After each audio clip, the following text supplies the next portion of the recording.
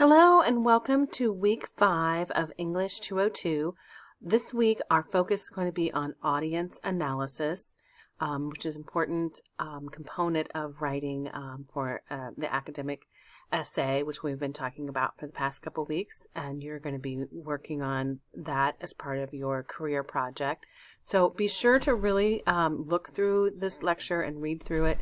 I know a lot of students print out the printable version of it. It's a Word document. You can take notes or you can just type on the screen however you wish, but you're going to want to know the different components of audience analysis for this week's assignments. So week 5 discussion, read through here carefully because there's several different steps you're going to need to take before you jump in for the discussion. Okay, so there are 4 different steps. The first thing is you're going to locate an article that's about a subject that is of interest of you. In today's world, almost everything is online. Newspapers, magazines, and of course you have access to academic articles through the Bryant and Stratton College Virtual Library. You could use that to find an article. So it could be a career issue, which is what I recommend because we're focusing in on your career. And if you find an article that's written about something that you're interested in regarding your career, I think it would be very helpful. Part of that critical thinking that we talked about last week, how it's helpful for your career, that you're thinking critically and be able to do problem solving. So that's what I would highly suggest, is find something to do with your career. You could also pick an academic issue, something to do with college or learning or anything like that, or it could just be a life issue. All right, so you're going to read and analyze the article and identify the audience that the author intended to. Okay, so that's where it's really important that you've already read through the lecture, because being able to identify that is going to be really important, because every audience isn't the same. Take like the example of a children's book. Obviously, the audience is for children, and then you have young adult books. That audience is for a young adult. And the same thing goes for articles that you read. If you read it in the newspaper or in a career journal, if you're in a career field that has an academic journal, most of them do, and you have access to it in the library. So that was going to be your audience. Is it a person that's new to the job? Is it a person that's been on the job for a while? Is it a person that's going to be retiring from that career? So you see all the different types of audiences that could be identified in the article. Okay.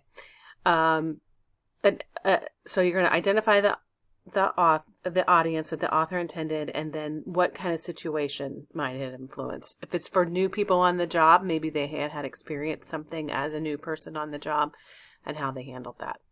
Okay, so then once you've really read through that article and identified the audience, you're going to evaluate the quality of the writing.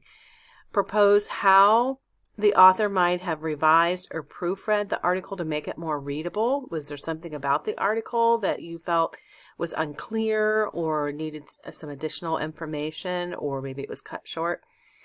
Okay, so then you're going to come on here to the discussion board and share with us your response to the ideas expressed in the article. And give us a little bit about the article. I don't want to just start talking about the article, but, give us some context, title, who wrote the article, and the audience that you intended, that it was intended to.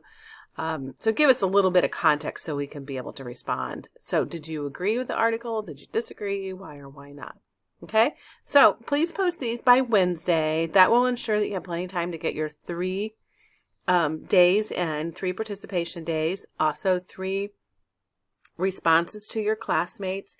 And then, of course, your first post should be 150 words, which is around 5 to 7 pages.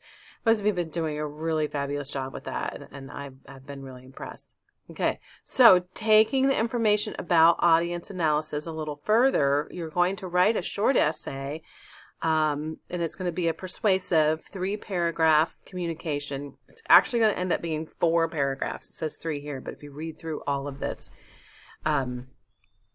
It's really going to be 4 paragraphs. Okay. So you're going to read about this. It's flex time. So you're going to pretend that you are identifying how this might work at a place of business, and how would it appeal. So read through there about flex time. So then you're going to pick one of these 4 choices, whether the audience is a large, successful insurance company, a bank branch, a small catering service, or a government agency. So pick one of those 4. That's going to be one of your audiences. So how would you convince whichever of these that you choose that flex time is going to be something that's going to be very helpful for them? Okay, so after you conclude the 3 paragraphs, and you have that last paragraph, that's your 4th paragraph, in which you characterize how you constructed it and how and why you did so that in that way, given the audience that you selected. Okay, so a small catering service is is a huge difference than a government agency.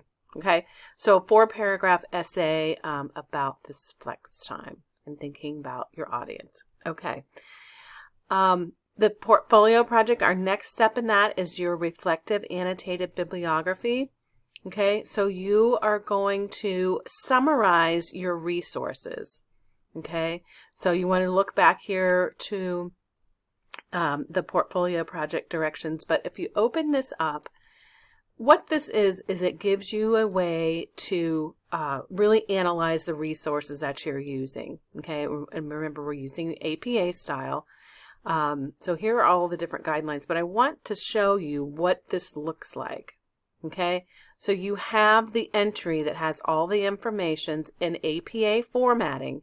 Remember, it isn't just if you use a website, you can't just slap a website on there and say that's the entry, because that's not the entry. So you can see it has the information. What's the title of the website?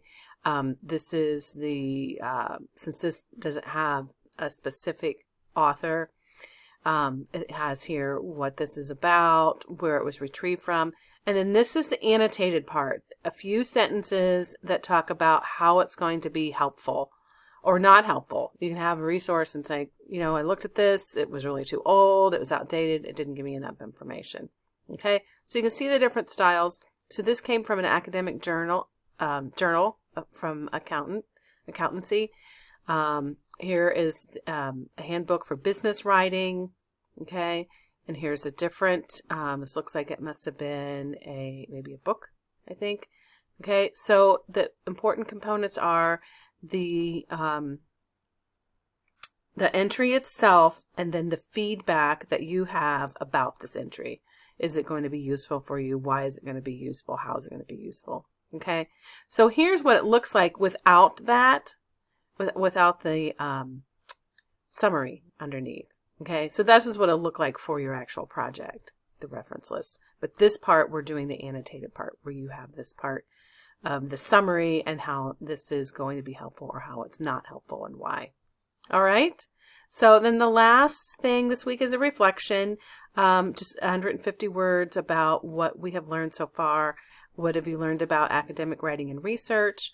And propose how these experiences will help you be a stronger professional writer in your life and career. So please reach out with any questions. Have a great week, and I will see you in class.